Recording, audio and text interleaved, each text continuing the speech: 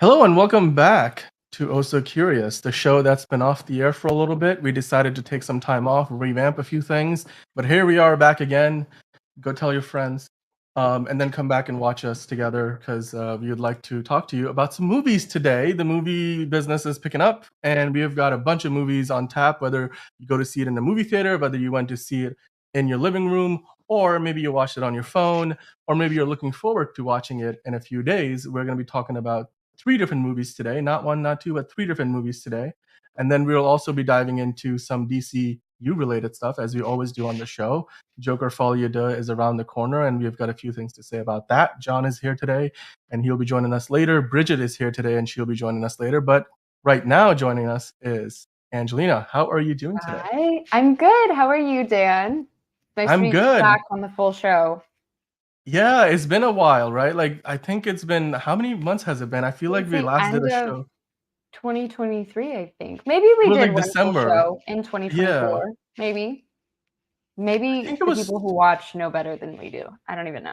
I don't remember. I think it was like in December of last year that we were last doing a Oh So Curious show. That But makes sense. Like a full one. right. I feel like Yeah, we've like a just full been well, I doing mean, but we've been DCU. doing movie reviews. So I think we've been, you know, out and about. But you know they And missed us, yeah. right? They had to have Yeah, missed us. clearly. Absolutely. Yeah. I mean, how is it out there in LA right now? Like it's March, so is it warm? So Like it is all year round? Or like what's the weather like? so it's just now starting to get warm. The weather has been a little finicky. It rained all Easter weekend, and it was supposed to rain all of yesterday, but it was actually really stunning, which was awesome. And today was a beautiful day. So actually, I took a little lunch siesta moment outside because I just needed to get a break away from my computer. So Nice, nice. That's good. That's good. I spent my day inside prepping for the show today so that we could put on a killer show, and hopefully it will be a good show. It doesn't have to be a killer show, but at least it will be good and informative. And speaking of cool. informative, Angelina, you pitched this idea and I was all about it because I've been watching a lot of TV of late and I was like, Yes. let's talk about this TV because we at Also Curious tend to focus on movies, but we love our television shows. We did like episodic reviews for the Lord of the Rings show that was on Amazon recently, Rings of Mhm. Power. We did the House of the Dragon reviews. So we love our TV shows here at Also Curious. And of Also, course, that's right coming out now, soon. it Everybody, is House of right. They're Dragon back dealing this summer. trailers.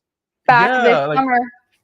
I would love to. I think we should do reviews again because that was always fun. Just kind of even Yes. if you're not watching the show, it's fun to watch the reviews because it's sort of you just follow along the story. So I love doing that. Okay, but if you're not watching House of the Dragon or you haven't watched House of the Dragon, you have like 3 more months to catch up and To watch catch House of the up. Dragon because you have to be watching it.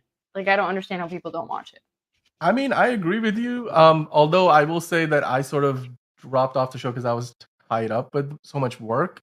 Like, Yeah, and go so back and but I fix it. followed the story. So like, I know what's been going on. So even if I didn't watch a full episode, I would like read up about it and stuff. So What? yeah. That is fake. That is not real. You have to go watch it. Well, because I never watched like all of Game of Thrones either. It's just it's not like my favorite genre of TV. Everyone, cover So your ears. Dan is losing his mind. I'm actually a I'm huge GOT House of the Dragons fan. Big fan. mhm, Love. okay. 10 out of 10. I started reading the books. Like, I here for it. You put dragons and murder together, I'm right there. Let's go. Well, so when the show comes back on, we'll just have you and I think Catriona was doing the reviews last time. You guys can Yeah. like chat it up every week and about each episode, and it'll be fun because you'll be doing the show on Mondays and the episode comes out on Sundays. So like it'd be a nice way to start the week off. But right now we're going to talk about some other shows that are on the air right now, and it's ironic that all four of these shows are streaming. I know that in the Mhm, US, a lot of these shows are on Hulu and Netflix, but I mean mhm. internationally, if you guys are watching from other parts of the world, you may be finding this on other services, maybe like Amazon Prime or something like that. But let's start off with Shogun. So Shogun is a show that I only just jumped on like 4 days ago. And Mhm. guess how long it took me to literally go through like I think 6 out of the 8 episodes that have already You just aired. watch all of them, like, right then and there? You were like, "Just get her done?" I watched 5.5 episodes in the first evening, and then the next day I finished the back half of the sixth episode, and now the seventh episode is gonna drop tomorrow. Who And is in this? I So it's got Hiroyuki Sanada, who is one of the best, most underrated actors in all, Yeah. and No, I've been watching him absolutely. in I so many remember. things. Like he was in the Dark Knight trilogy, and the other day, like I got reminded of that. I'm like, oh, Well, he he's in was. Oh, John he Wick. was. He was in John Wick. He was in the Yeah. latest John Wick. He had a really Mhm. cool story and a really amazing sword fight. I loved him in that. There's Anna Sawai in that image as well. I think she's Yeah. a big part of the show. I think one of the lead characters, I'm forgetting his name right now, but I can look this up because I recognize a lot of names. I mean, I posted about it on Instagram. Louis Ferreira shows up for a few episodes as a Portuguese captain, and he is somebody who I love watching as Colonel, uh, Colonel. Yeah, Colonel Sanders? no. He was his name was Everett Young. He was in Stargate Universe, and that's the show that I just Okay. love. But Hiroki Sanada, Cosmo Jarvis, he plays John Blackthorne, and I've seen him in a few other things before. So I think he was in another like pirate show, was it? No, he was Comet Horses, Lady Macbeth. Yeah, he's a British actor, and he's like the lead, the de facto lead of the show. And then Anna Sawai and him are sort of like having this like will they won't they thing Okay. going on. So I've never So seen this show. Can you give me like two like 30-minute yeah, teaser of like why I should see this? yeah. So okay, so basically this is based on a book that is an Okay. absolute classic that people have been like wanting to get adapted into a movie or TV show for years. And then a few years ago, I think it was at D23 that Bob Iger came up and said, "Hey, we are by the way also." I think it was Bob Iger. It might have been the Bob before that who got fired, who I refuse to say his whole name, A lot of but like Bobs. right, the other Bob. He announced that they were gonna do a Shogun adaptation at the time, like when D2. I think D23 has sucked recently, but it was the year before it sucked. But Okay. and so this is based on a book. It takes place, I believe, in like the 19th century, if I'm not wrong, and it's about a time where the Japanese Empire has a shogun leader, basically this like emperor who has just died, and now there's a bunch of these warlords who are basically kind of jostling for control. But before this, leader died, he puts in place this pact of like this council where all of these warlords have to sort of work together as a means to keep the peace until his son comes of age and can take over and rule. But of course, as you can imagine, when you have warlords fighting and for power, or not literally fighting, that's the thing about the show, there's action that's interspersed throughout, but there's so much drama and tension where it's just people talking, and it's just you get to see the customs of historic Japan from back in the imperial times, and Yeah. it's just all of that, and you really get a very good insight into both how Japanese culture worked, how much like things like honor mattered. There's things about, I'm forgetting one of the things, one of the episode names where they talk about how you have like three selves to you. Like there's the personality that you put out in the world. There's the Mhm. one that's you kind of keep inside, and then there's the one that you keep hidden forever. And nobody else, like that's just your personal. I think they call it the eightfold fence. It's one of the episode 4 is named the eightfold fence, and Interesting. Okay. you kind of really get to learn a lot about Japanese culture and the drama and the tension. Like literally, they're about to go to war, and it's going to be episode 7. Up until now, there's been scenes where there's action, but by and large, you will not be able to look away from the screen. And it has like some of the best actors, Yeah. from Japan in Hollywood. Like, Hiroki Sanada works in a lot of Hollywood projects, but he works Mhm. also like, in other parts of the world. And he's just Hiromoto Ida. Like there's a lot of actors who I've seen in like a ton of other stuff, and I'm looking at the list of the cast members, and I'm like, I've seen you here, Takahiro Hira. I Wow. saw him in that other show. They're just, I love the cast. I love the costume design.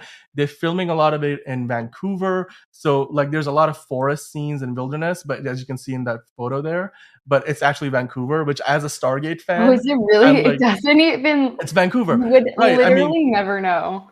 That's you so never it's so right, it works. And then and for me it's like, oh yeah, I've watched like 17 seasons of Stargate shows, and they were all shot in Vancouver, and every time they go to the forest, people who know Vancouver, they're like, that's Vancouver. But like otherwise they're meant to look like alien worlds, and in this case it's meant to look like Imperial Japan.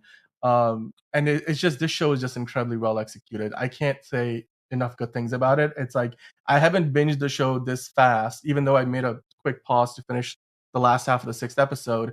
I haven't binged the show this fast since the first season of Stranger Things, where I literally watched all 8 episodes back to back. I started at like 11 p.m. and I ended at like 6 a.m. Like, and this was about as close to that as I possibly got. And if they had all 8 episodes out already, I would have You would binged the just whole watch thing. them all. Just all Okay, of it. so I feel number one, where can you see this? It's on Hulu? It's on Hulu. Yeah, it's on Hulu. Okay. But not only is it on Hulu, it's also in the new Hulu tab on Disney, On Max? on Disney Plus. Oh, on Disney Plus. So on Disney, yeah, because like now they were in beta, but now you can Yeah. like, so you know, there's Nat Geo, Marvel, Star Wars. There's also Hulu on Disney Plus, and internationally, if you have Disney Plus, it's gonna be under the Star promoting tab. that. Yeah, they've started promoting it. They're like Mhm. big billboards, and they're promoting it with like, I just, I can never get this billboard out of my brain. It's literally like, God, it was like Hulu is where the scare is, and it was like the AHS, like American Horror Story, mouth is open as a huge billboard. I was just like, oh God, it's like freaky.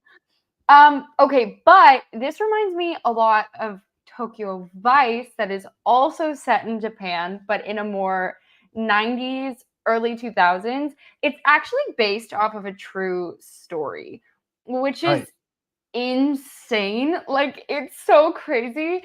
Ansel Elgort, you know, he's still kind of like, but we've got Ken Watanabe. We have Hideaki, I think you pronounce his name, Hideaki Ito.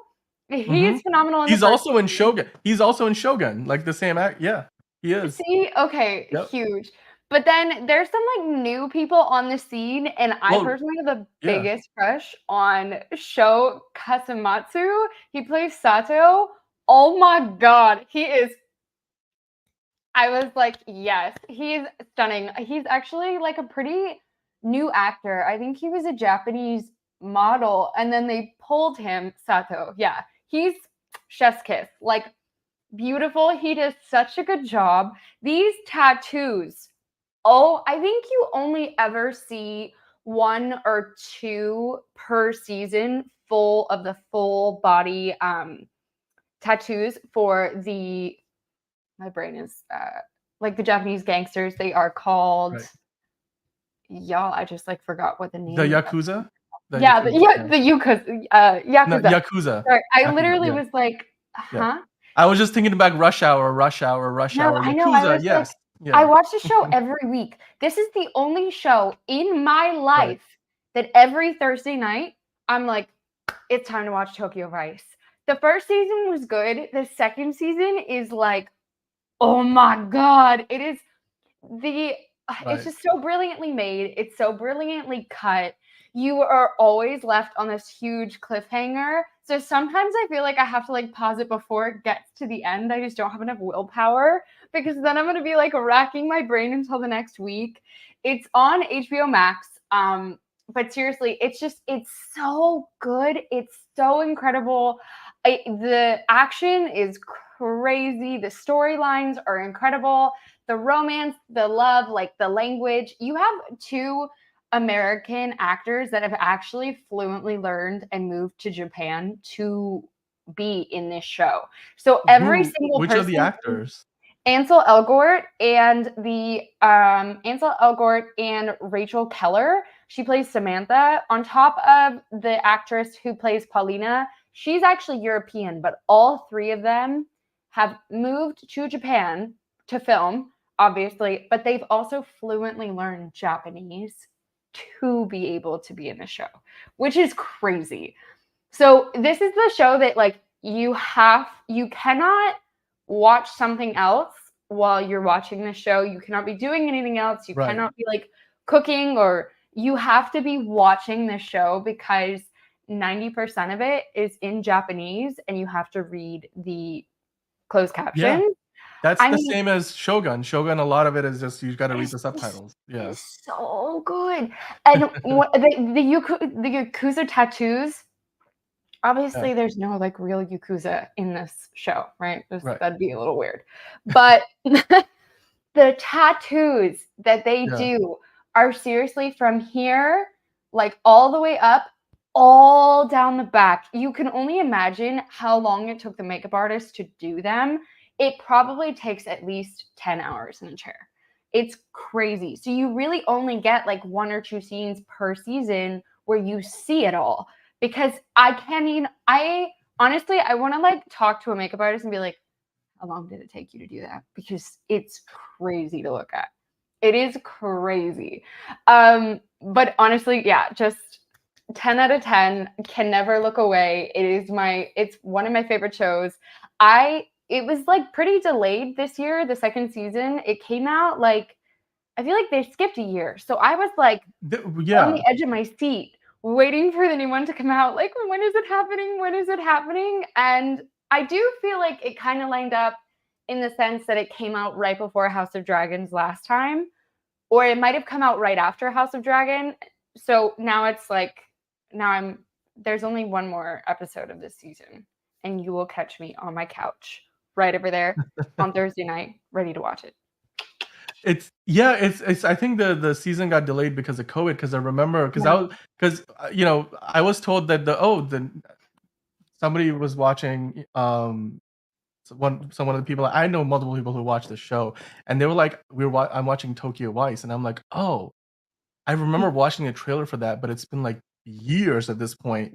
And I was like, that show's still on? Like, that's where my mind went, and I'm like, oh, season 2. Because the pandemic, I remember, and then I remember reading articles about it now. Well, I think the first season was delayed because of COVID. So I think that delayed like its premiere, but I think because of the strike. Yeah, the strike put it on hold a little bit. Obviously, they were in Japan filming, which I think makes it even more difficult especially because one of the lead actors is American. I can only imagine if he was over there, you know, I think it was the strikes this time around, realistically. Yeah. But yeah, it was a little bit delayed. But well worth the wait. Well worth the wait. It's just so good. I can't get over it.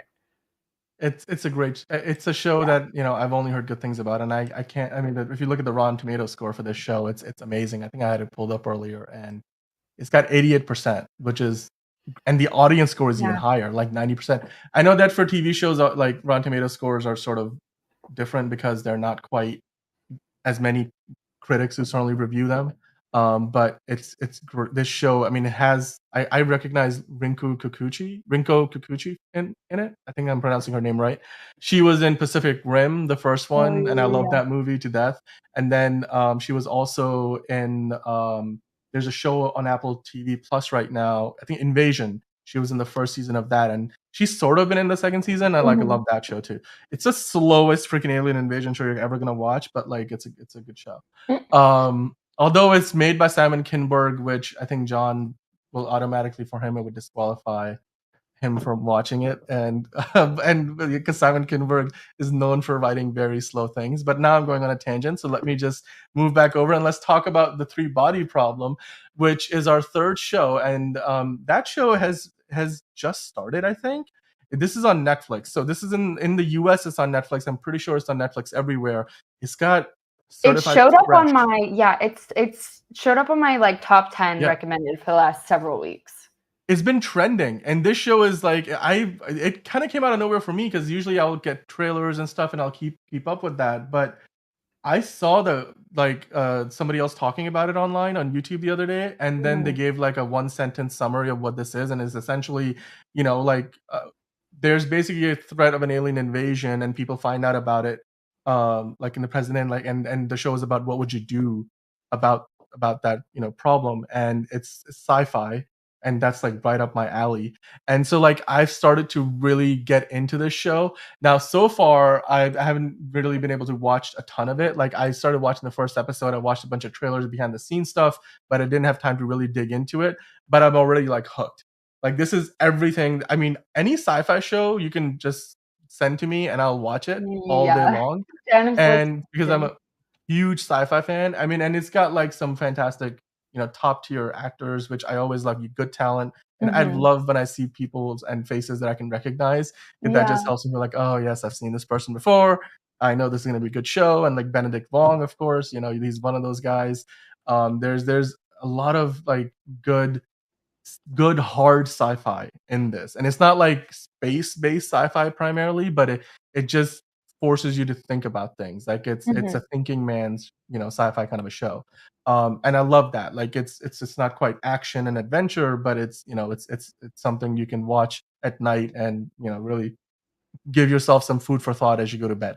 Have you sort of looked into this? Like, is this something that piques No. your interest? So it has just shown up on my top. I'm actually trying to watch less TV because your girl has become like a couch potato after like the sun sets, and I'm like time to sit on the couch, which is terrible because I need to get way more stuff done during the day. So I haven't done it yet. Once I have an interim between Tokyo Vice, I just finished the next show we're talking about. So then I'll come back to this one. But okay, you posed an interesting question at the beginning, Dan. What would you do if there was an alien invasion? What would I do? Yeah. I don't know. I would try to find like any kind of spacecraft to get the hell out of here because, well, if it's an invasion, that implies they're coming here to take us down, and I'm like, well, the odds of us being able to kind of keep up with an Oh, alien he's from GOT. civilization, yeah, it's unlike. This is definitely very timely. But yeah, I mean, I personally would be like, hey, let's evaluate this threat, and then if people are just like, fuck it, we're screwed, then let's just find a way off this planet. Because like, what are the odds that we can actually take them down? That's the thing about this show is like it's sort of this threat is in the future, so and it's like there's a time travel aspect to this, so it's a nice it's sort of like what do you call it? Like it's like a thought experiment turned into a TV show in a way, like if you were to kind of follow through something and then so it's a wait, John is in the private chat is like bro has a secret spaceship in his garage. I Yeah, was I gonna read mean that later. Yeah. that's hilarious. I We have a might, group chat going on you in the never back know. end of the show, No, guys, I don't, and yes, everyone's nobody goes into speculating. my garage. It's off limits. It's password protected. It's biosignature protected. There's no way you're getting in there. If you said that to me, I would think you had more than just a spaceship in there. Like if you said that to me in normal conversation. Okay, okay. Well, let's just move on because I don't want to talk about my garage anymore. Um, Okay. So the next show we're talking about is so good. It caught me by surprise. You can find it on Netflix. It is a Guy Ritchie created show. It is The Gentleman. They created a series. It is technically in the same world as the Guy Ritchie movie that I guess came out in 2019, I believe. I haven't seen the movie. Honestly, if you would have told me what the show is about, I probably wouldn't have watched it.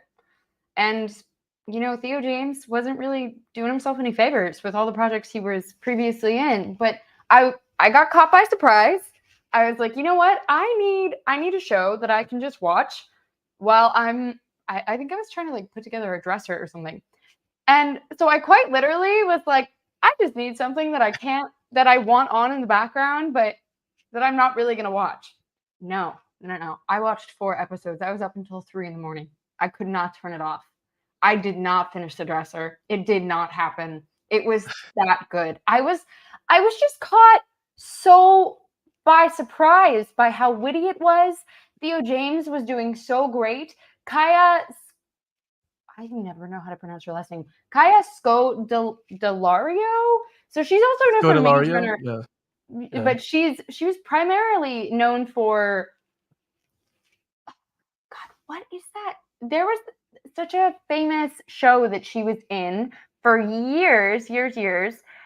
I'm gonna find it. I'm gonna find it because people are gonna be like saying it while it's not even coming up. What is that? No, she was in a bunch of movies, not very good ones. So she was in Resident Evil, the Welcome to Raccoon City. She was in the Maze Runner movies. No, so she was in the Maze Runner movies, but she was in a show that was really famous internationally. That was one of the first shows I ever binged. It was really, really good. There's a show called Southcliffe, and then there's a show called Skins. Skins. She was in Skins. I was like, what is the name of that show? As always, Angelina's always forgetting the names of things, but We get there eventually. It's all Thank you cool. very much. There's a lot of shows out there as we have established. So Skins, she is actually it essentially changes like characters basically every season. She's the okay, only character that stays through the like basically the whole show. They like wrote her into the whole show. She's brilliant. I feel like she was kind of whatever in the Maze Runner. I feel like the Maze Runner was her first sort of venture outside of Skins. right? Yeah. So So Skins she is started in essentially British like TV and then worked her way up. Yeah. yeah, so Skins is essentially like Degrassi, but like dirty, older, like a little grungier, if that makes Yep. sense. Well, I looked Um, at the poster and I can totally see what you mean. yeah, right. Yeah. So it was Mhm. essentially like Mhm. trying to age with the Degrassi crew, I feel like, but so good. And I haven't really seen her in anything since then. LOL, cool. Who is Young Mem? Dude, John is just spitting like I don't want to even say. He said Dan's three body problem is the three bodies he has in his garage. You I was guys, like, the group chat is rocking over here. holy Okay, shit. hilarious. So also, did Stop he giving know away my Skins secrets, before John. me? That's what I was hinting at, Dan. I was like, you're saying you have like a We're locked moving door on. on your garage. I regret mentioning that. Skins is what we're talking about now. Okay, so back to the gentleman. Caught me by surprise. We have some old good faces in there, plenty of great British humor. If you like some dry humor, this is it.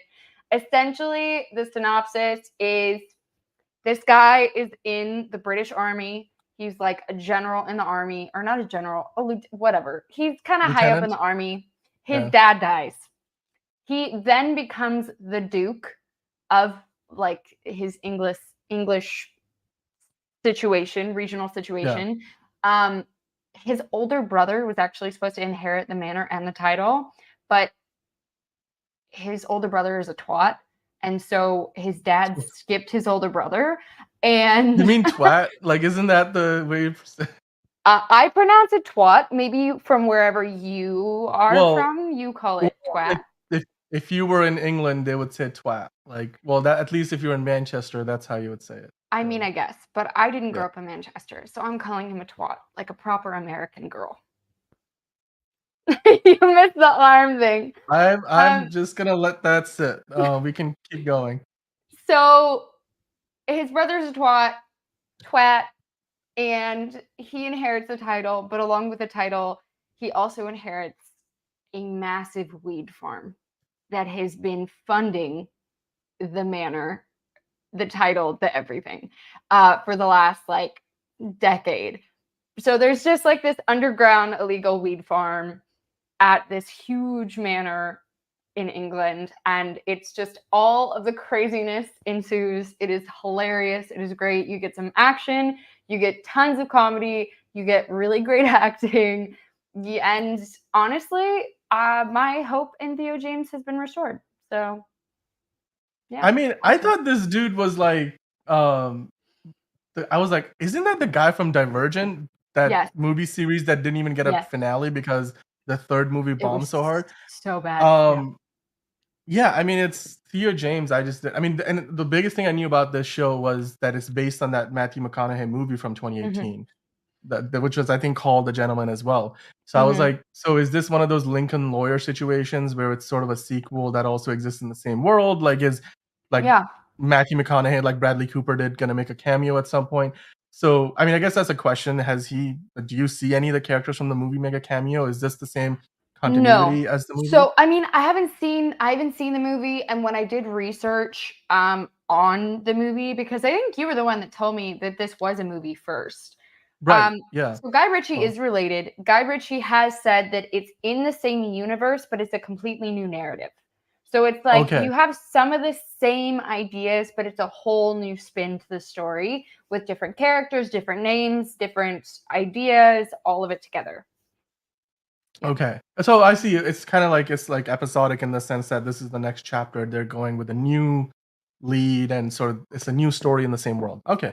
Yes. What I have been told is this is as Guy Ritchie of anything that Guy Ritchie that you're gonna watch. So that's certainly a good thing. He seems to be very much involved in this. They're calling it a Guy Ritchie series. I don't know if that means I think he's definitely an exec producer, but I don't know if he's like show running it.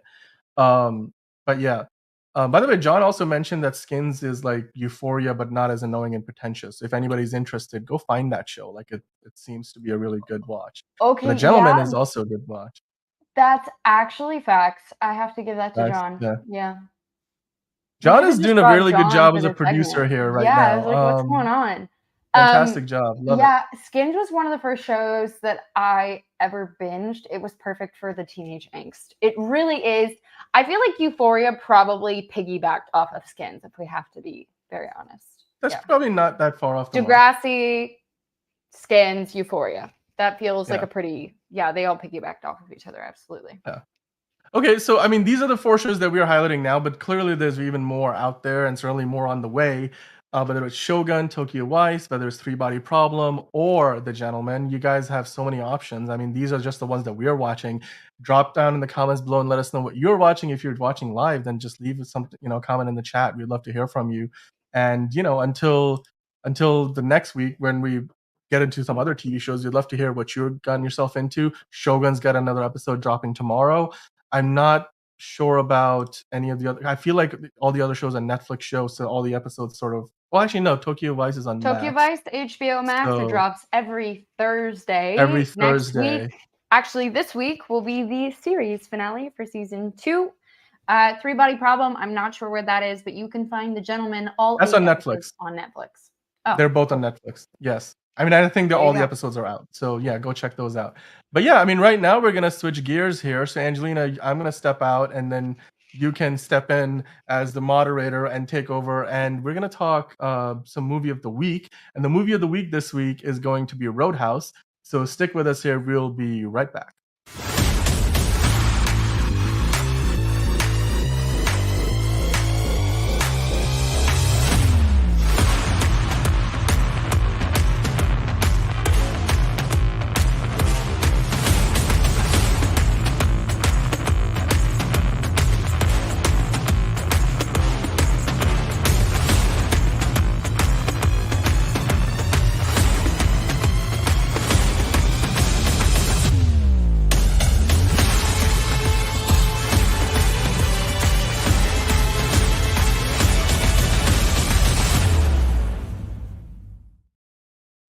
Hey everybody, so we are talking about the movie of the week. I am Angelina. The movie of the week this week is Roadhouse, which is a fun new Jake Gyllenhaal movie. It is a retake on the 1980s classic with Patrick Swayze, which was actually one of my grandmother's favorite movies, which, I mean, everyone loves Patrick Swayze. Come on. Here to talk about the movie with us today is Bridget. Bridget, how are you? Hey, I'm doing great. How are you, Angelina? I'm good. So we haven't seen you in a while. How you doing? How's life? Yeah, just been super busy, all the holidays. Summer's around the corner. I'm just like trying to keep in it. Okay, so you went to see Roadhouse. Actually, you didn't have to go anywhere. You can watch it from home. So how was it? What's your take on it? Yeah, I was looking forward to it because I was like, great, no commute, trying to get into the theaters or anything. But yeah, I had some mixed feelings. Watching the first 5 minutes, I was really worried. Just to let you know what happens is it starts off with a song you can tell is being sung by Post Malone. And then it cuts in on Post Malone fighting as a UFC fighter with Jake Gyllenhaal. And it's really weird because it's just weird to hear his voice and then to see Post Malone as someone who's not Post Malone, because your brain is like, but that's Post Malone. So it's like, this is weird. And he just had a brief cameo. And then, then the other part that I just had issue with the movie was pretty much the acting, not by Jake, but by a lot of the other characters felt. Yeah. Well, it looks like they had a lot of people in the movie that weren't necessarily actors, that they were trying to get to act. Yeah. That's what I heard about this movie before I even saw it. Yeah, that would make a lot of sense. And I hate to be ripping into a movie too bad. But all I could think was, man, this reminds me in some of my earlier on-scene camera classes where it's just like, wow, that's so, the reading of the lines is so deadpan. It was just for some of the characters, it was really hard to ignore. So but then, they showed a photo of Conor McGregor. You know who Conor McGregor is, right? Yes. Yeah. Okay, so super famous UFC fighter. So this is him. Yeah. I'm pointing in the wrong direction. This is him. Yeah. And actually, I didn't think he was the worst. Actually, to be honest, when they introduced him in his scene, I thought it was hilariously entertaining, that part. It's so ridiculous, but that was actually really funny. His character, I didn't hate Conor McGregor in this. To be honest, I think it kind of livened up the second half of the movie when he comes in and just kind of gives something for Dalton, which is Jake's character, to really like, this guy's like supposed to be like the most alpha male, like, his ultimate match, I would say. Yeah. I mean, it wasn't the worst movie I've ever seen, and I definitely do think some of the comments I think I saw on Rotten Tomatoes were like, it's cheesy action over, really good narrative plot, which is like, and not every movie has to be,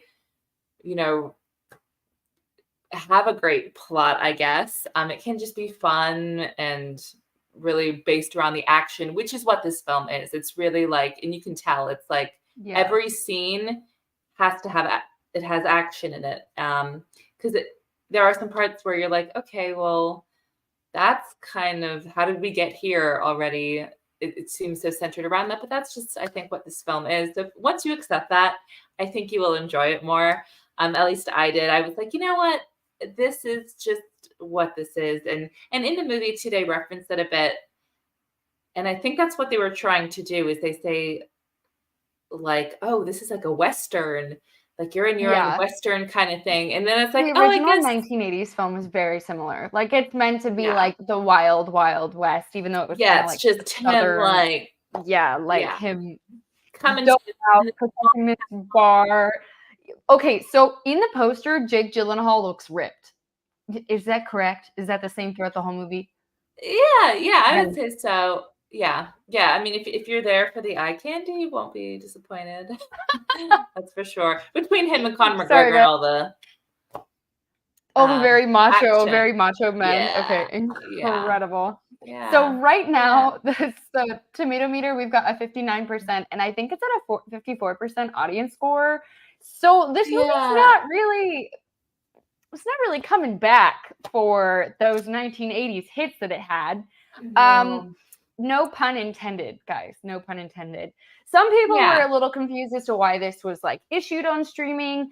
I'm a little confused by that too. I feel like Jake Gyllenhaal has really kind of become like a weird, like on the border between A-list and B-list actor in the recent last 10 years, which makes me sad because I was a huge fan of him when he was younger, but I feel like he's just not getting the roles. He's not getting like the content, the material, and now a lot of his movies have just been like straight to streaming, and the ones that have hit the theaters, I don't feel like have been doing that well.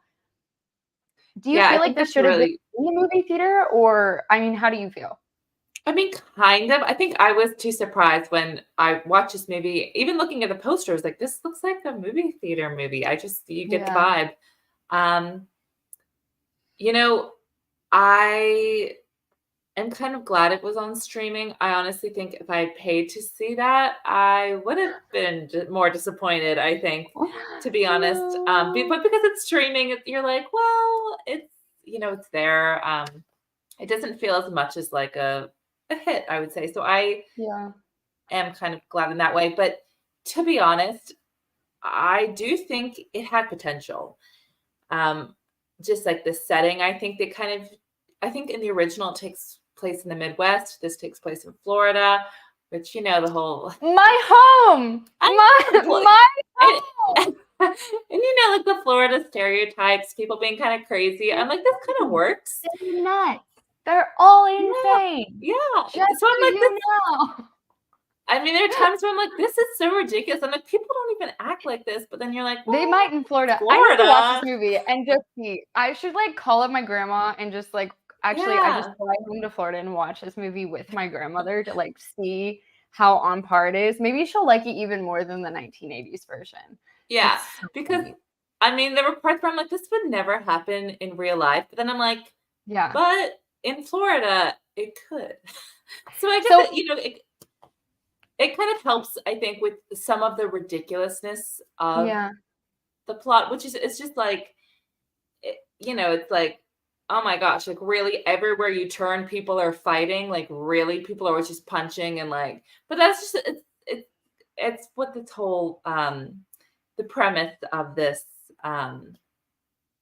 Movie the was. world is. Yeah. You know, what it was. So even though the creators and Jake Gyllenhaal kind of think this should have been a movie theater movie, it is breaking records. As you can see, Dan has put it up for us on Deadline.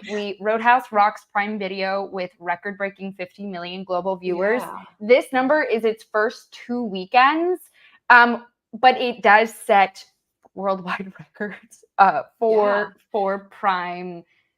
For a Prime movie. So, Yeah. you know, maybe this is Jake Gyllenhaal's comeback. He said, I'm going to get abs and we're going to make a ridiculous movie and maybe they'll put me back on the big screen. I mean, I'm not going to lie to watching it. He's obviously an amazing actor. And I think too, because the rest of it does, like, he's not really paralleled by anyone comparable. It really does make him shine. It's like, wow, he's carrying this movie on his back. You can see it. Well, he's always Totally. been a really incredible actor. I remember seeing him in projects like in the early 2000s. He did a movie with Scarlett Johansson that was really famous. Yeah. I mean, okay, John is still chiming in our back chat over here, and the comments are getting funny, y'all. But no, so Jake Gyllenhaal, he did this really incredible movie I will never forget with Scarlett Johansson. He did so many projects in the early 2000s when he was sort of like rising to fame. He was a baby. He was like a teenager. I remember having the biggest crush on him. He was so cute. Yeah. He always played these characters that were like deeply disturbed or had a lot of depth. Like he really, really, really which I also didn't know. I guess he got passed up for Nolan's Batman, which also makes sense. Like, I feel like his career has constantly been like, he's in line for these huge, huge, huge projects, and then he gets passed up. It's like they just take the other person. And obviously, his sister is like a super famous director now. She was an actor. So it makes me sad to see how how his career has devolved a little bit. Like he's still working, but he's just not working to the level that you would hope from someone who has had such a long career and who is so talented. But it's good to see that he shines in this movie. Sometimes you just gotta sex sells, everybody. Jake Gyllenhaal knows the game. He said, I will go for the women. I will go for the eye candy. We will do it. Hilarious. Yeah. I mean, a lot of the other characters lack development, but I thought he brought a lot to this. I could see the levels of it. Would you watch this movie again?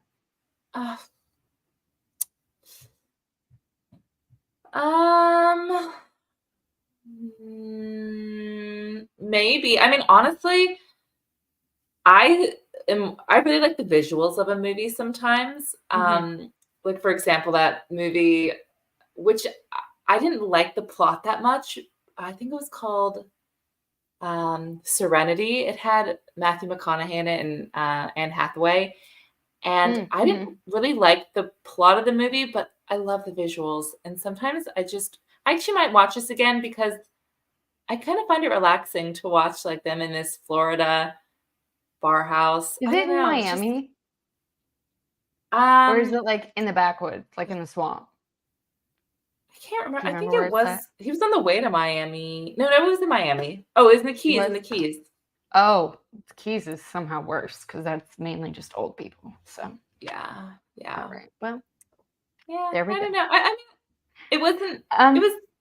Yeah. Yeah. It's interesting. So Well, I I might think like I'll one day definitely. think, I think I'll watch it, but I think I might get like a girl group together and pour some wine so we can yeah, just like ogle the movie together, which sounds totally. so bad. I'm so sorry, you Yeah. guys. Well, Bridget, Yeah. thank you so much for talking to us. If you haven't seen the movie yet, let us know if you do. If you have seen the movie, let us know what you think. I mean, the audience score on Rotten Tomatoes, y'all, it's not doing so well. So if you like the movie, Yeah. drop it in the comments. Remember to like, share, subscribe. We will be back every week talking about a new movie here on Oh So Curious. Next up, we've got some DCU Daily News.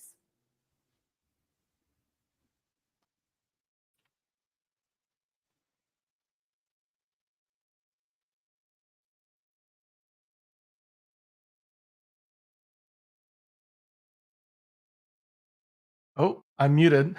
Okay, we're back. That was a quick change. I'm not used to doing this live, but Joker is what we're going to talk about now. So, welcome to another episode of DCU Daily. As always, we are back here talking about all things DC and DCU related. And right now, we're going to dive into Joker Folie, Deux, which is a movie that's, I think, still a good 6 months away, if I'm doing my math right. It's coming out this fall in October, and well, we know it's a jukebox musical now, and that's brought up some questions and some questions that we're going to try to address here. So I wanted to start off by, bringing in John here and Bridget. So, John, let's start with you. Like, what did you think when you first heard about the fact that this is going to be a jukebox musical? I was like, huh, that's a way to do it. I mean, it's been in the news for a while that it was going to be a musical. So I wasn't like surprised, but when I heard jukebox, I'm like, that's an interesting way of doing it. Because usually can't even talk today. Jukebox musicals are sort of either really loved or really hated. There's a lot of people that like really like, they're hearing their favorite songs and having them utilized into a narrative and that kind of thing. And sometimes they're really, really good. Like the most recent example I could think of is Rocket Man. Usually they're used in like musical biographical films. Rocket Man, Jersey Boys, Beautiful Noise, stuff like that. That can be used like about an artist and you're celebrating their music and that kind of thing. So either that or like a tribute, like Across the Universe is I think another big one. That's like a tribute to like Beatles stuff, and I think there was a Queen one on Broadway some years ago. So there's a lot of ways you can do like a jukebox musical, and I thought it was like interesting with Joker because it's like I didn't think they would go with that, mainly because they have the composer whose name I won't even try to pronounce because I don't even want to butcher it. But music was an integral part of the first film, so it's not like a huge leap, I guess. It's just instead of instead of non-diegetic music, it's going to be, kind of instead of like composing score stuff, it's going to be like actual, like songs that we've heard before. I believe one of them that's been confirmed is That's Entertainment from the musical The Bandwagon, which was, I believe, sung by Judy Garland. So that's going to be featured in the film, although we don't know any other ones. But I feel like it's definitely like an interesting way to go. But I don't know if it can go either way. I feel like because it's just, again, as I said, it's like either really loved or really hated, and I'm very curious with how it will go. Because I know I've seen some fans that are like, oh, this is going to be terrible because like it's lazy, and that kind of thing. Like jukebox musicals are lazy, they're not creating their own music, although they did say that they are going to be creating some of their own songs. It's just mostly going to be a jukebox musical, so I'm curious with how that will go. I don't mind it. I think it's definitely intriguing. It's definitely unique. I feel this is definitely going to be a weird movie, but like I'm just kind of open to it, I guess. I'm not a big musical guy as long as you do something like really inventive with it, and I feel like this will probably do something inventive with it. So I'm cautious, but I'm like, you know what? I think I'll bite the bullet. I think I'll I think I'll end up liking it. So, it's the thing is, it has, Todd Phillips behind it. And I think the big question is with him kind of sort of being dragged back to do a sequel. It's like, oh, is this a WB mandate or is this a Todd Phillips mandate? So we'll kind of see with that. But I feel like jukebox musicals, it's sort of a weird thing. It's sort of a weird thing, but I don't want to talk too much for too long. So I'll hand it off to somebody else. Yeah, no, well, okay, so just on the concept of what is a jukebox musical, and I know you mentioned a few examples, but Bridget, do you have a background in like music and performance, and just Yeah. stage acting? So what's your take on the idea that we're getting a jukebox musical here? Like, what does that mean to you? Yeah, it's really, I think, like as a jukebox, that's just for playing your favorite songs, and I think that's what this is, as well as playing some of really well-loved classics, but bringing it into the movie, almost like when I think of like the movie Sing. They're playing some of our favorite songs in this cartoon animated movie. So it's kind of like the same thing where it's not just playing in the background of the soundtrack, but is actually a part of the movie, or the characters are actually singing it. I think is what classifies it as a jukebox movie, a musical specifically. Yeah, and now thinking of it this way, okay, so it's still at the end of the day like a movie about Joker and Harley Quinn. Like my question Yeah. becomes, where are we gonna go with that? Like what exactly does that like do? Are we gonna get a ton of songs? Because like I was looking at some other examples. Like here's a good article I pulled up, and they're talking about like top 10, according to Watch Mojo, jukebox movie musicals of all time. And like Rock of Ages, Happy Feet somehow qualifies. Purple Rain, which I understand that. And I think you mentioned some before, John, and then of course Mamma Mia, Yellow Submarine, Saturday Night Fever, Moulin Rouge, Singing in the Rain. I mean, some of these people probably don't even think of as jukebox musicals, like Singing in the Rain, one of the greatest musicals of all time. But how do you think John is gonna like play into the narrative of the movie? How is that gonna work? Does it I have think something to do it'll. with the Folie Deux part of it? Is that where we're gonna? Yeah, I think like as we know, as we've talked about before, Folie à Deux means a shared madness between multiple people, usually two, hence the de part. So I think that's what it's kind of gonna be. It's like Joker and Harley Quinn sharing a madness and like sharing a delusion, I guess, which I'm definitely intrigued about because I've grown to really hate the character of Harley Quinn in the last couple of years. Like I'm getting so sick of her. DC is like pushing her so much, and it's just like I'm so sick of this character. But I feel like Todd Phillips will do something interesting with them. How it'll be more equal because we've gotten so many iterations of like the abusive relationship, which is something to talk about because like abuse should domestic violence, it's something to be talked about, more aware, so people don't fall into those traps and that kind of thing. But I think this one is going to be more of like an equal footing sort of thing where it's going to be the both of them equally insane, kind of feeding off each other. And I think a musical will kind of add into that, where it's like detaching us further from these people, because it's like there's one, because like the first Joker is like this hardened character study of this guy who just loses it, like he the whole one bad day narrative, and how he just eventually just loses it and like feeds into the madness, loses it to it. So I feel like this one will be just madness because the first one, it like has that Taxi Driver King of Comedy influence where it's like character drama and then he finally snaps and it feeds into that.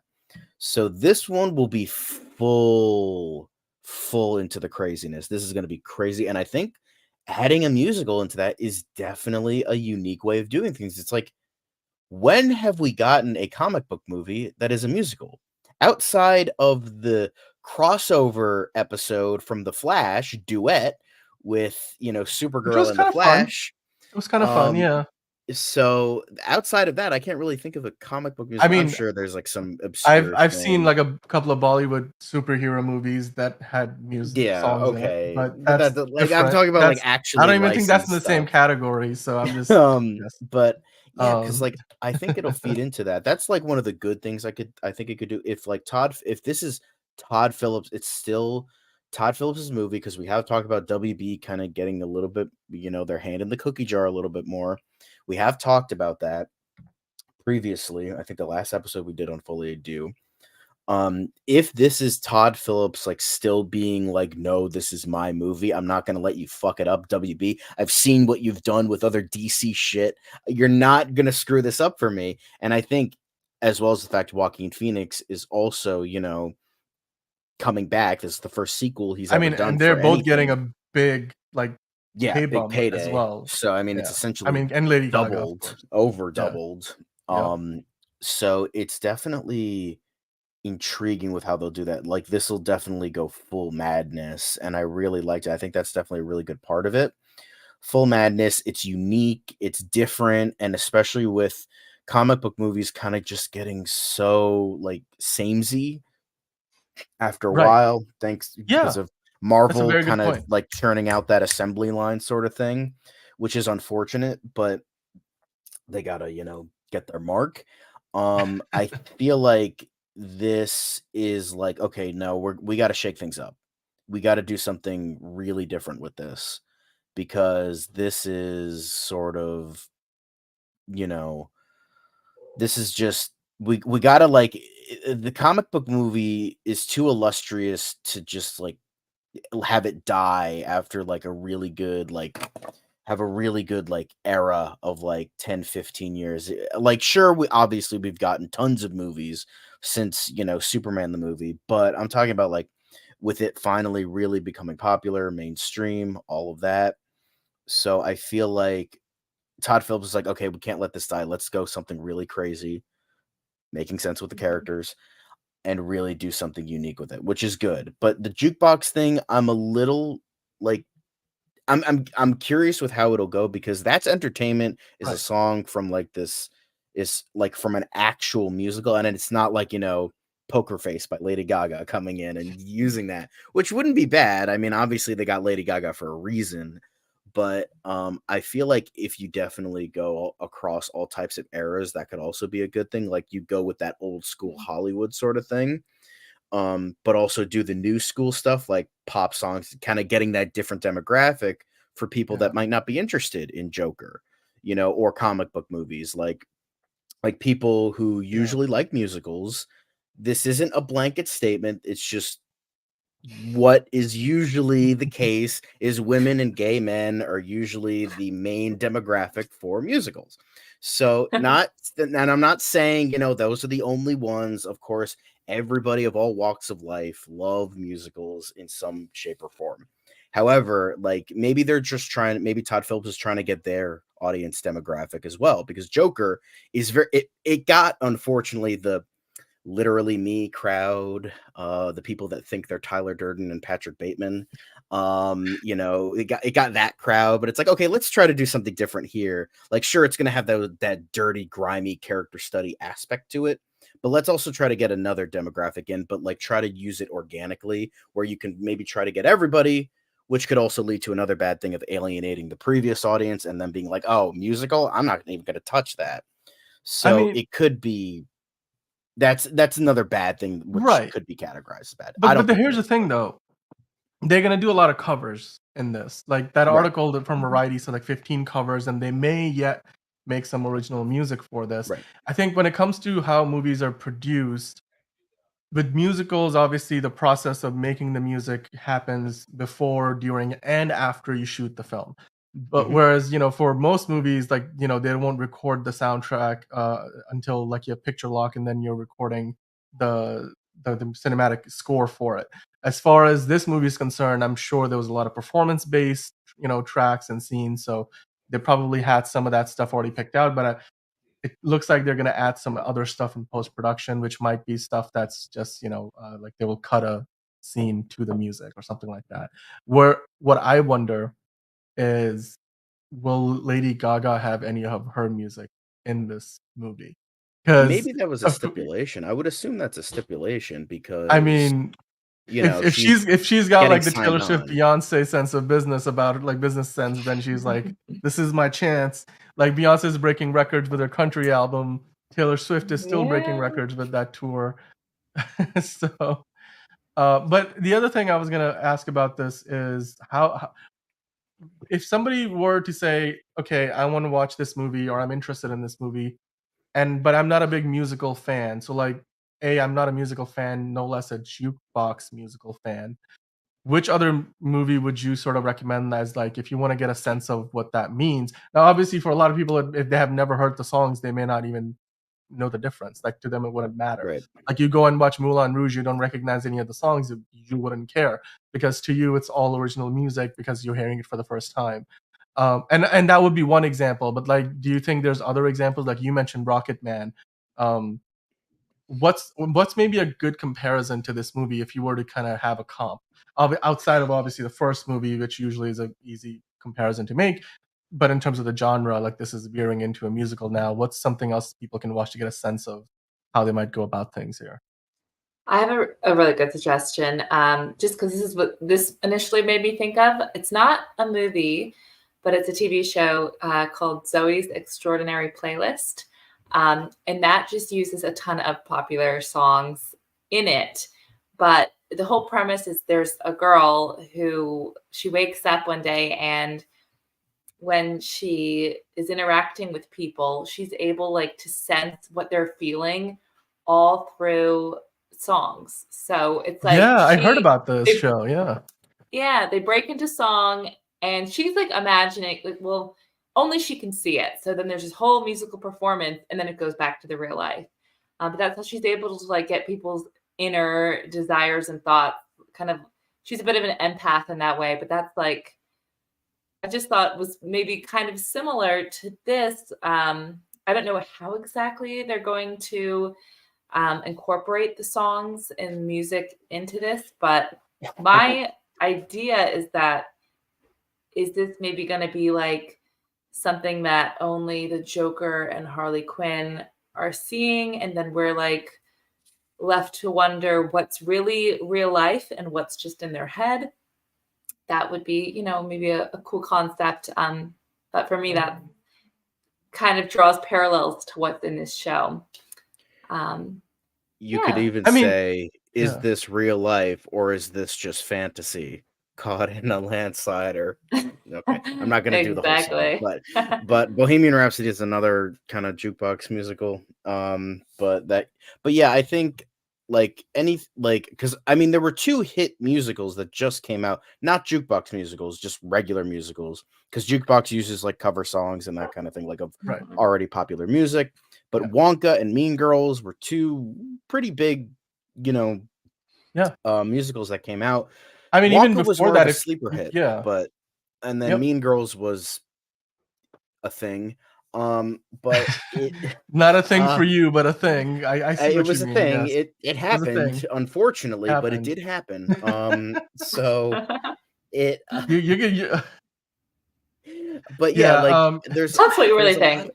there's a lot of different like ways, because like obviously if you want that jukebox sort of thing, obviously like something like Rocket Man or Mamma Mia or Jersey Boys or something like that, kind of to get like the vibe of like songs that already exist or a art songs that already exist for a movie, obviously. But there's also Saturday Night Fever. That's just a great I love, movie. dude. I Like, love the tagline. If you're not sure you have the fever now, after tomorrow, you'll say you always did. I'm I mean, like, that aged Oh, very yeah. well.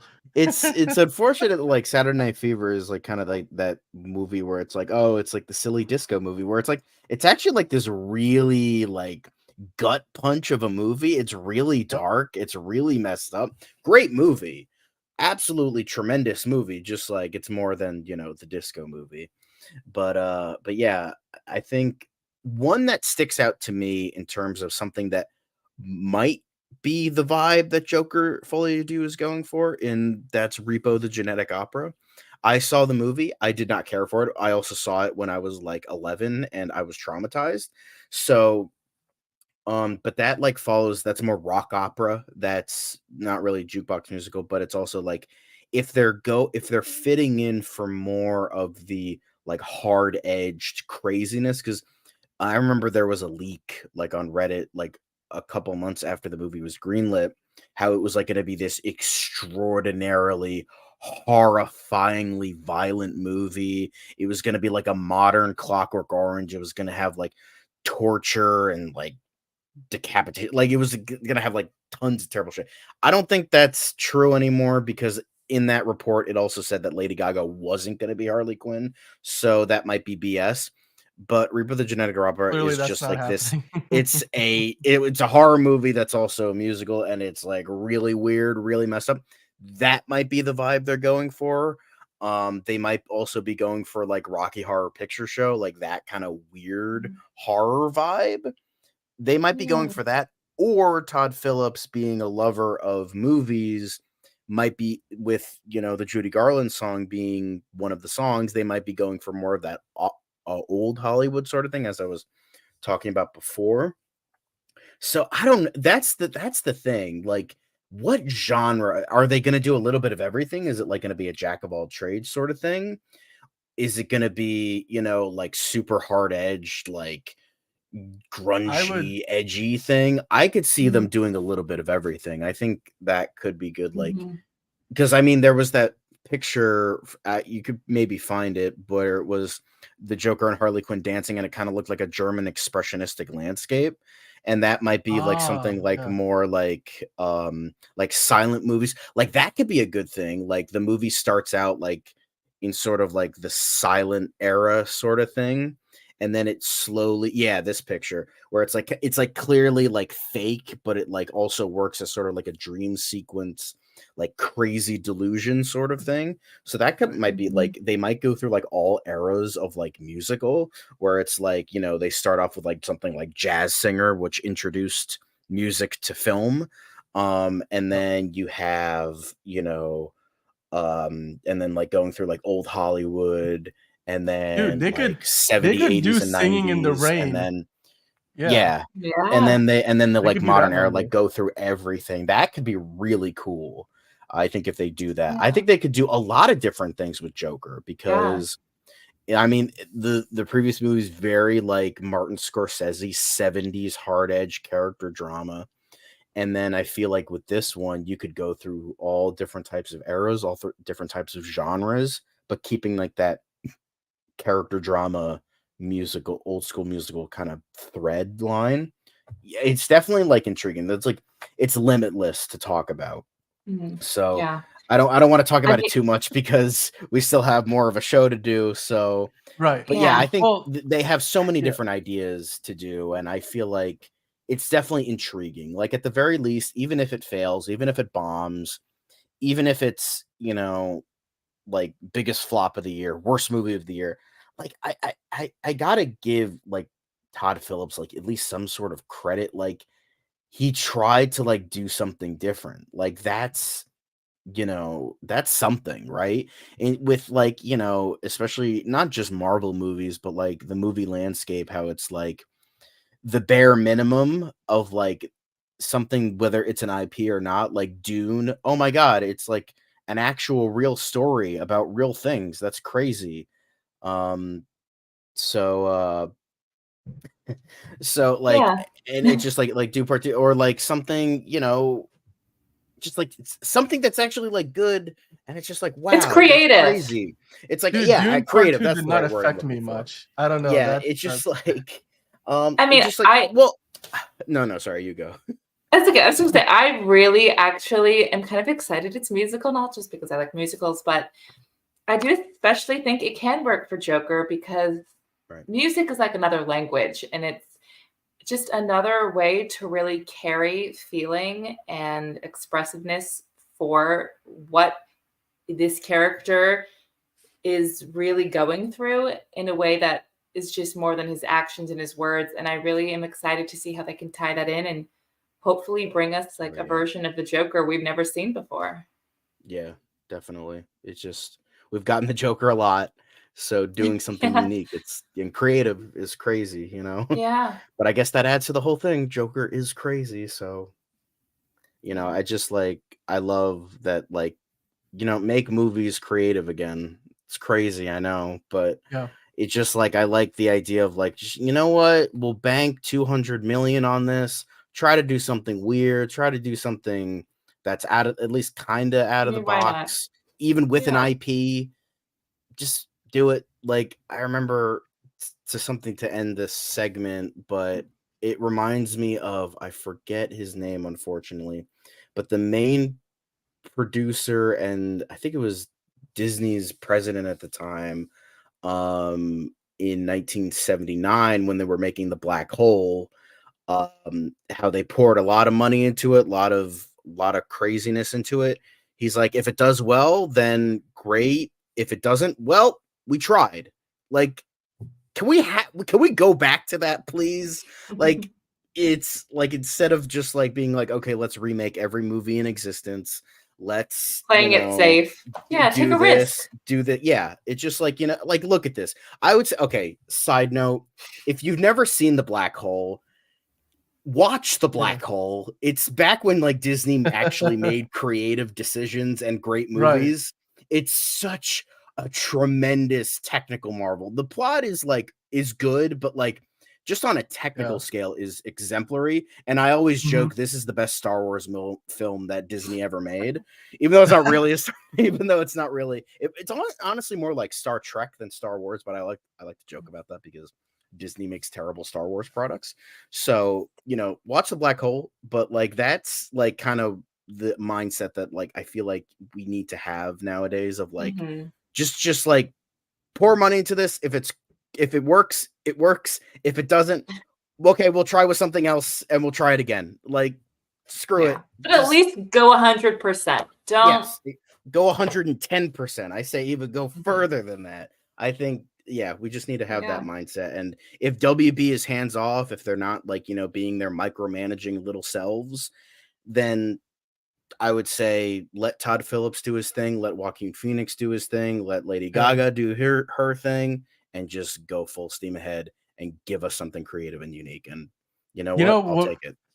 I'll take it too, but just to kind of counter your point, I think what killed Disney's creativity or their will to be creative is John Carter, because that was a movie that they spent like 200, I think like 300 million or something amount of dollars on, and completely shit the bed. I think it was just badly marketed. It was a pretty darn good movie. They should have just called it John Carter of Mars, which is I think the name of the book that it's based on. But that was Karen Hines. Very nice. Yeah, I never got a chance. I wanted to see legend, this movie, but I never got a chance I to saw see Disney. it. I'm pretty sure it's on Disney Plus. So, but it's just like John Carter of Mars was definitely one of those like, because, and there was people joked that like, George Lucas stole so much from his inspiration that they like couldn't do adaptations. Like there was the joke that like George Lucas stole so much of Dune that like Frank Herbert probably could have sued him, but never did. Foundation, John Carter, Flash Gordon. He stole a lot of shit, but you know what? He did make Star Wars, so that's something, I guess.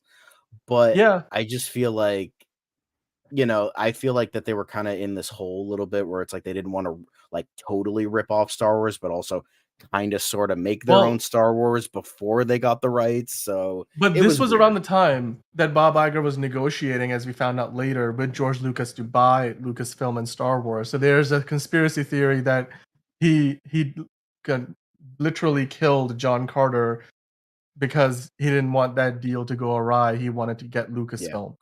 But I mean, hey, that aside, Joker Folie Deux is a movie that is coming out. And how many? I said 6 months at the beginning. I feel like that's the right 6 months. amount That's of time. right. Yeah, October. Yeah, 6 months. So it's a film where we're gonna get a lot of music. They said 15 tracks. Now, and I would love to more. see. Dude, more, right? I mean, I'd love to see like, okay, you do Singing in the Rain, like you see throughout the year Saturday Night Fever. Then maybe you get a little bit of Mamma Mia in there. You could potentially Well, Let's also. I not had get look, any Mamma Mia, please. I mean, For the love I'm of God, just saying. let's not get any Come on. Mamma Mia in Come there. on. Yeah. Purple Come Rain, on. yes, but It's like Purple no, Rain. more Yes, more Pink Floyd The Wall, please. Let's get more of that in Joker. That would be good. On. I can see Joaquin Phoenix rocking a guitar with that hair. Like I can see that. I don't know if he Yeah, I wants mean, to do Rock of that, but Ages. I'm There's curious. examples. Like you can get it.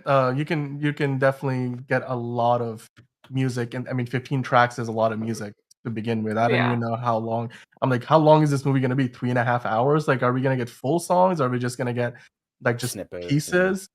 Mm. Like that's the other thing. So, I mean, you know what we will do? We will do another episode on this on DCU Daily later, where we will talk about just how many so like just what those songs should be. Maybe like we'll try to pick out some Lady Gaga music, some other songs from past albums. There's probably going to be some one-hit wonders in there that are all of a sudden going to blow up, and then that artist is going to top the charts 50 years after the song first came out.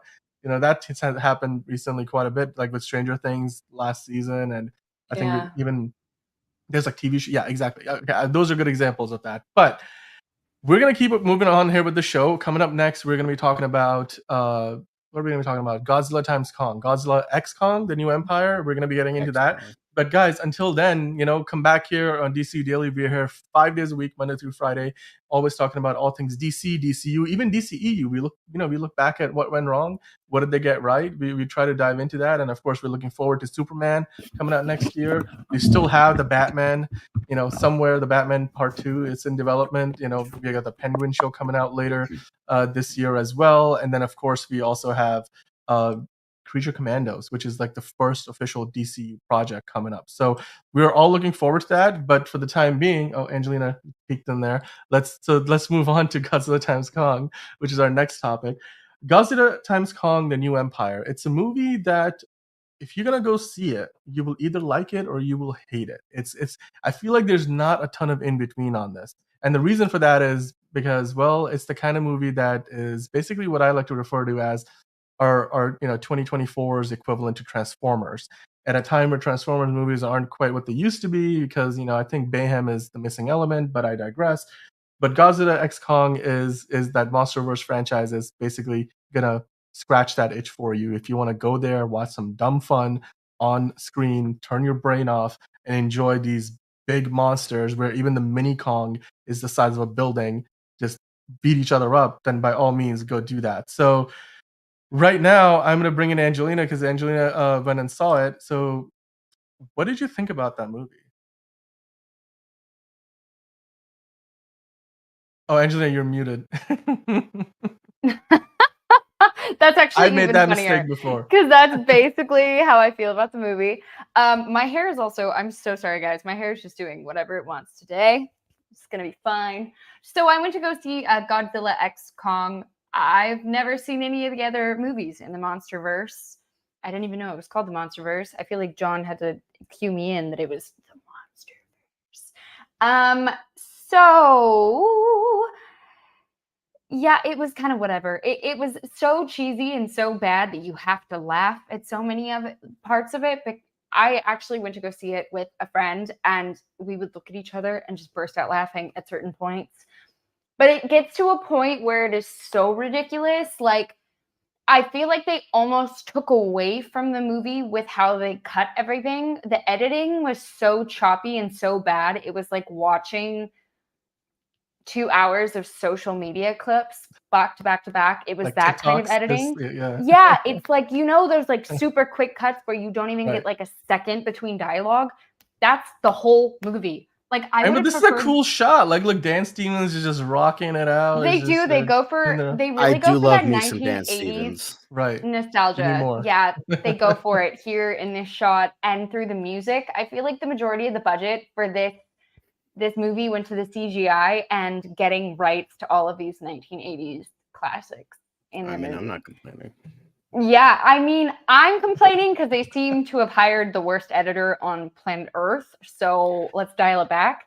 Well, that's because they're in Hollow Earth, right? Hollow Yeah, Earth. Hollow That's Earth. what it's, yeah, the whole new realm. I think that's when they introduced that in Godzilla King of the Monsters. I was like, okay, I don't know how you could have done this in a franchise that features basically kaiju as your leading characters, but somehow in King of the Monsters, they finally jumped the shark.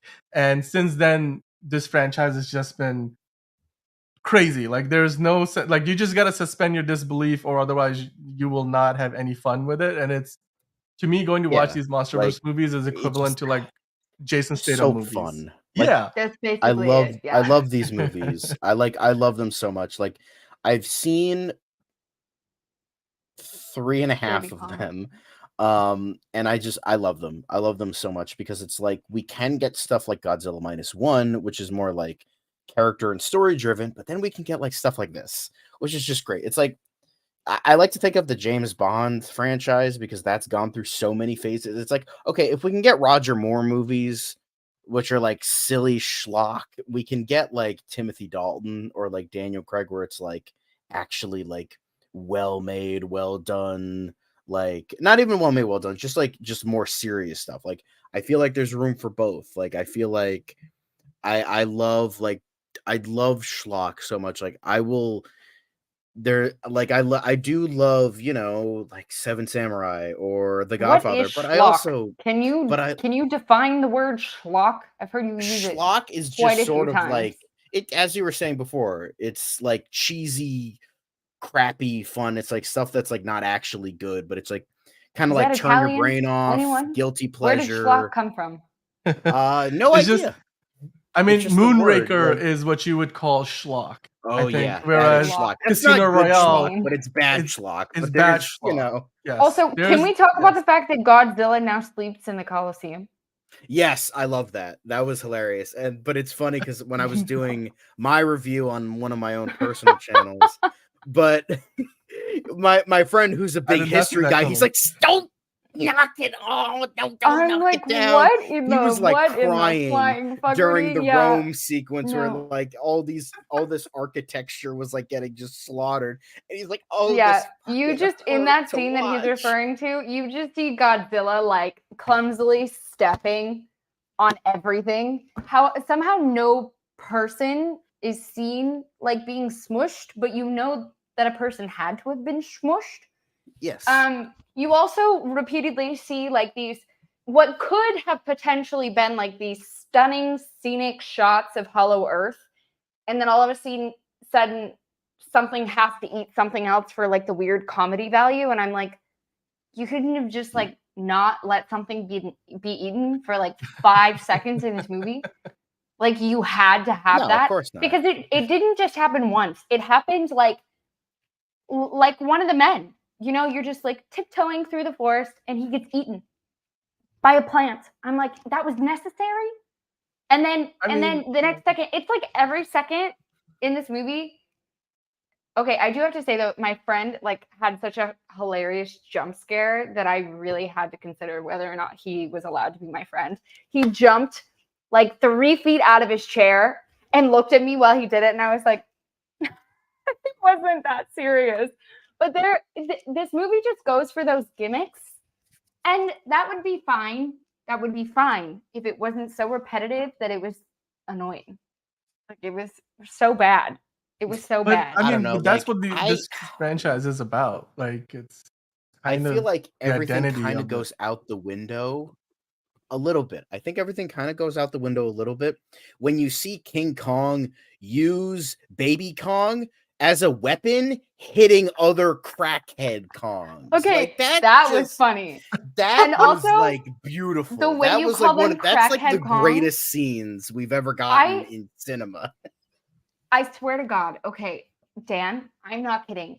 These gorillas look insane. Like they look literally like if you were to take a whole culture of animal and then give them crack cocaine over the course of like 50 years, that's what these gorillas look like. They look rough. Oh yeah. They're like The missing cocaine hair in Godzilla, patches. cocaine Like they have Kong. scabs on them. Like they look crazy. Yeah, was I love like, the that Scar is King the design. ugliest That was great. The I have Scar King ever is seen in my life. My life. The oh, it's ugliest beautiful. It's ugly in its beauty. cartoon situation I've ever seen. Oh Yeah. God, it was great. It was so good. Like I love this movie. It's not like my favorite movie of this year.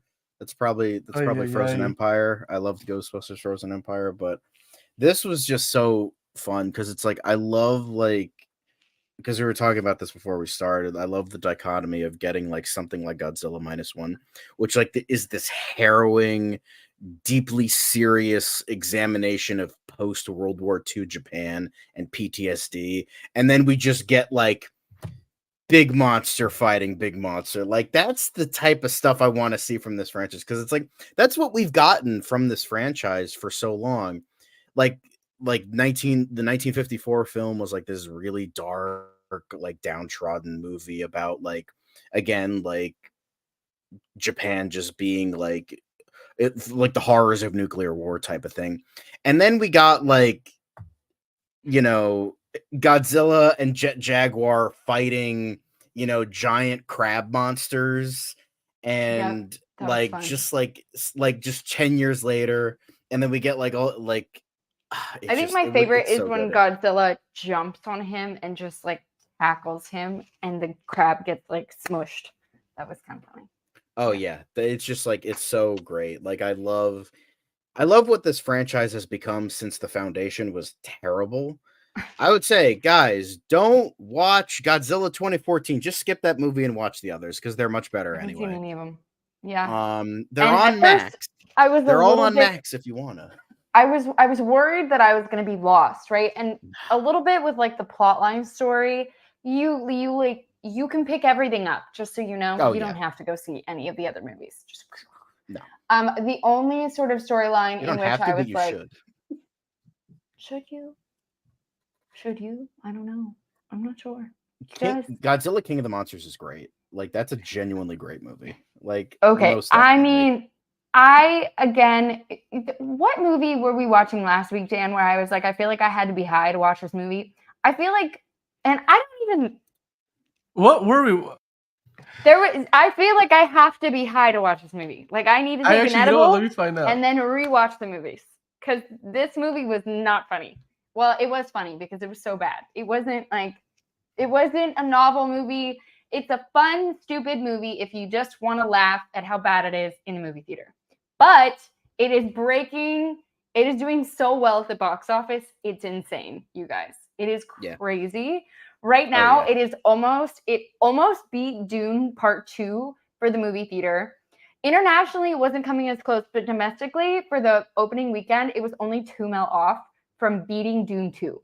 People are loving this movie. Oh yeah, my theater was packed. This it came at the very top end of its projections. Like it beat all expectations. Like they weren't expecting it to get to 80 million, not even like all that close to it. I think it really outperformed. And then the fact that you mentioned it correctly, 2.5 million. Dune was predicted to start that high. Godzilla vs. Kong Godzilla X Kong. Sorry, don't want to confuse people. To do that. I think they actually fixed the numbers mid-weekend. They had to change projections because it was way the projections coming in over. Yeah. And his worldwide start is even more impressive. 194. It's made 114 million internationally already. It's gonna catch up to Dune. I feel like. I think right now Dune might be the highest grossing movie of the year so far, or at least like the highest grossing Hollywood movie. There might be like a Chinese movie or two that might be above it. But dude, Godzilla X Kong. By the way, I have to say, John, Godzilla King of the Monsters was not a good movie. It was the greatest movie ever made. It was the greatest movie ever made. The moment I saw like the carrier aircraft, like not aircraft carrier, a carrier aircraft, I was like, that's like the moment I was like, this franchise officially jumped the shark. Because first Godzilla movie was like very grounded. It's shit. That's what it's is. Not, it's not garbage. Great. It's not great, but it's grounded. No, like, it's terrible. What I mean? Okay, well, fair. But then I just watched it the other day. Dude, Gareth Edwards, blame him. But like Kong Skull Island was actually a lot of fun. Like that movie is just so much fun. And I'm like, when John Goodman's character finally gets eaten, I'm like, yes, that dude so deserved it. It had like all the cliches, but it was a lot of fun to watch. And then But like you know Godzilla, what? What kills me is Yeah. that so King Kong, right? He gets ill in this movie like multiple times. Like first, he's almost felled by a tooth, like an infected tooth. I'm like, Yeah. King Kong, right? He has lived for how long? He's been fine on his own, and then all of a sudden he drops into Hollow Earth, and oh, my tooth is gonna kill me. Like, oh no. I'm like, for real? Have you ever had like a toothache like that? That shit it hurts. Like It's if Dude, it King hurts. you know what? Kong! You know what? Oh. If you have, you know what? Maybe it's a commentary on men who need help. Guys, don't be afraid to ask for help, no matter how strong you are. It's not vulnerable. It's smart. I think it's a strong social commentary on men who need help and they need to I think not you're reading be into it worried too about much. asking for help. I think that's what they were going for.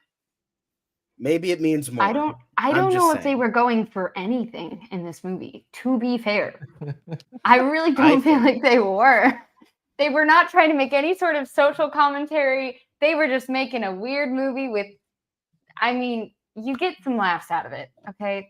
That's all I've got for you. It's a good time at the movie theater, okay? Would I go see it again? No. Would I watch it again at home? No. No. It was bad enough that I made direct eye contact with my friend and bust out laughing. Not once, not twice, like 8 times in this movie because it was so ridiculous. I mean, Ridiculous. I'm really starting to get a sense of like what the tastes, like how you guys both have completely opposite tastes because I like just in the both previous things, I'm set. just saying. Well, I like the best of the best. Don't get me wrong. I like good cinema, but it's also like I know deep in myself, like I also love, stuff like Cannibal Holocaust and this and stuff that's like ridiculous, where it's just like, yeah, I'll take that because it's just ridiculous stuff that it's literally it's the wide range of film as an art form. So it's like, you know what? You can get stuff like The Godfather, but then you could get something like Pieces or The Beekeeper or, stuff that's ridiculous. And you know what? That's pretty awesome. And I dude, really it's like so that. weird. And I love this. You guys are still saying Beekeeper, and I can keep thinking of Zookeeper, and then I'm like, no, Beekeeper. It was Jason just the Statham, first thing that came to Beekeeper. mind. It just, but remember? by the way, Angelina, I think in the last segment you weren't here. John like completely ripped Mean Girls apart. So that's I'm just gonna let that one sit. And I didn't love the new Mean Girls either. well, right, Okay. but I think John's thoughts on both of them are kind of the same. Or maybe I'm just making it. But also, I've never seen the original Mean Girls, so I don't know. Wow. I don't Okay. know how Well, you good know that what? is. Then Sean just is 5 min- canceled. No. I know. I'm sorry. It's on the list. You have to watch it. I know. No. Like you have to like go home and watch it now. It's I like am a home. cult. I'll go watch It's it. a I'll cult watch it movie. tomorrow. It's been around for how long? It's 20 years. like Lindsay 20 years. Lohan Yeah. lost her shit and got it back together. That's how long that movie has been out. Okay. I've never seen And the we're age all of a movie supporting be her. described by Lindsay Lohan's like She literally, that movie timeline is so like old that. and has remained so relevant that Lindsay Lohan literally filmed like 3 more movies, had a complete freaking meltdown, then slowly She comes back, restaged yeah. her revival. She had a reality show. Now she has a baby. That's how old that movie is. You got to watch it. That's Okay. fair. That's fair. And I know. also just I just have a lot of saying, things on the list. it goes both ways because Angelina, earlier you said something about like what was that terrible movie last week? We were talking about the Frozen Empire. So Oh, yeah. now John can That kind of rip on that a little bit, but because he Rip had a on it. I very love different. Frozen Empire. That was great. I love Of Frozen course Empire. you did. We Yeah. haven't gotten a bad Ghostbusters movie. Facts. No. I would beg to differ, but yeah, no. No, the first Sorry. one's amazing. The second one's really good. Afterlife was fantastic, and Frozen Empire was really good. Wait, but you All of them were good. skipped the one in 2015 or 16. Was 2016? That Yeah. I don't know what you're talking about. There was no remake. What are you talking about? There's no movie that in 2016. What are you talking In about? order to further his story, he has omitted a large factor. That makes sense. Yeah, Okay, because it doesn't cool. exist. It has never existed. I don't know what you're talking Fair about. enough. All All right. right. Well, yeah. now we know that there was a bad Ghostbusters movie. John just fails to No, because acknowledge that's its not a Ghostbusters existence. movie. It's Ghostbusters in name only, and it sucked. And we don't talk about that. We don't talk about that. There is no By the way- remake in When's the Tossing Ghostbusters Say. movie? Baby Kong! There he is. I would buy a plushie toy of Mini Kong, but He's pretty cute. Yeah, he's better than Baby Dude, Yoda. he's There, not I said mini. it. I said at the beginning, that's not mini. Like, look at the size of the tree next to him. That's a freaking mountain that he's on. I don't get that. I mean, but comparatively to Kong, he's like Okay. the size of Kong's hand. I just got a giggle out of it every time in the trailer. Literally pick him up and use him as a club. But at one dude, point. It was pretty Brian funny. Tyler Henry, like in the trailer, goes like, "Oh, is that a mini Kong?" And I'm like, "Okay, I get what he's saying, but I just got a chuckle out of it because I'm like, he's not. Well, okay, I see what you mean, but he isn't by any definition mini. But anywho, Yeah, but he's a miniature version of Kong, hence okay, Mini Kong. Whatever. Okay, all right. We'll just go with that for now. What I was gonna say is, or actually, I was gonna ask, would you guys recommend this movie? Angelina, No. you I can. would. Okay. Oh, I would. this is a clear no and then a clear A yes. plus. A plus plus. A plus. Greatest movie ever. Plus. Yeah, well, hey, look, that's what the graphic says. You either love it or you hate it, and you've got the evidence right there. Angelina hated it, and then John loved it. So definitely go Yeah. check it out because it definitely will divide opinions as is done with the critics because the score I think is in the 50s. But the audience score is I think in the 80s or something. It's like people love it, and clearly to the tune of almost $200 million on its opening weekend alone. So yeah, I mean, guys, go out there and check it out if you haven't already. If we didn't convince you, or maybe we convinced you not to watch it, depending on which side of the fence between Angelina and John you landed on. But come back to us and tell us all about it later. Drop your comments down below. Like and subscribe as always. We love talking movies each and every week. We'll be back here next week doing this again. Monkey Man is coming out. And speaking of Monkey Man, that's what we're going to be talking about next. So John, did us a favor by joining us for talking about Godzilla times Kong. He usually is only here for DCU Daily, but it's fun because John's got opinions on movies, and I love it.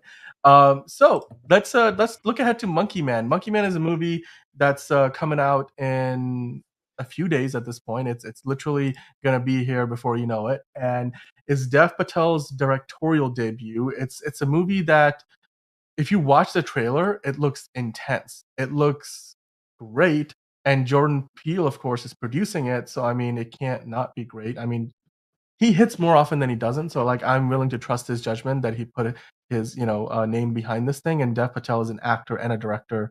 I guess as an actor, at least we know how good he is. As a director, we'll find out. But let's take a look at it and let's preview it a little bit here. So Angelina, you are going to be checking this out this upcoming weekend. Absolutely. And you actually were like really excited about it. So what are your thoughts? I mean, Like, do you see the trailer? Yeah. Have you seen the trailer? I have. Like, I've seen the trailer. I've seen a ton of the commercials. Like, it looks intense. It looks and it looks like a Bollywood movie because like there's a like Hindi being spoken. There's subtitles. I'm like, I will eat this shit up. Like, I am all in. So yeah. Absolutely. I mean, you just watch the trailer. It's like 2 minutes and 30 seconds of like, it looks so crazy. It is. They're saying it's going to be one of the best action trailers, not only of the year, but like of the decade or something along those lines. I think that was the quote. I mean, it looks crazy. It looks awesome. I have a feeling it's going to be one of those movies that you can't even like take your eyes off of the screen. It's intense. Intense is like the best word. Action-packed is the second that comes to mind, and just an absolute thriller. So I'm excited to see this. I love a good action movie. There's something about it that's like, if you can get it right? So it depends on the storyline and everything like this, but someone's saying it's kind of like the Indian John Wick. I see it, like a Bollywood John Wick. I'm 100%. It's definitely a revenge plot movie. You get that in the trailer, and you also see him beating the living crap out of the guy. So there's I that. mean, John, like, do you want to watch this movie? Is this Yeah, I something mean, that yeah, I'll interests touch you? upon it, but yeah, like I saw because you know I have my own like personal reviews of like I do it with friends of mine, and we we review newly released movies, and we have a group chat, and and my buddy was like, I gotta host this movie because we also use StreamYard, so. He's like, I gotta host this movie. He's like, I'm like, what is this movie? He's like, you see the trailer, it's so good. And I'm like, okay. So eventually I watched the trailer. I'm like, okay, we gotta do this movie. This is like the coolest fucking movie. Like, Yeah, it looks it's just insane. like I because the thing is Dev Patel, I would say he's on the like cusp of being like a known talent, but at the same time of like almost underrated. Yeah, he was in stuff like I would say Academy he's Award winner underrated. Like, Yeah. because he's been in I like mean, dude, known he stuff, was but in I feel like Slumdog Millionaire, like early in his Slumdog career. Millionaire, he was in You Lion. know? He's been in a lot of stuff, but I feel like he kind of like goes under the radar for a couple years and then he like Yes. pops back up in something.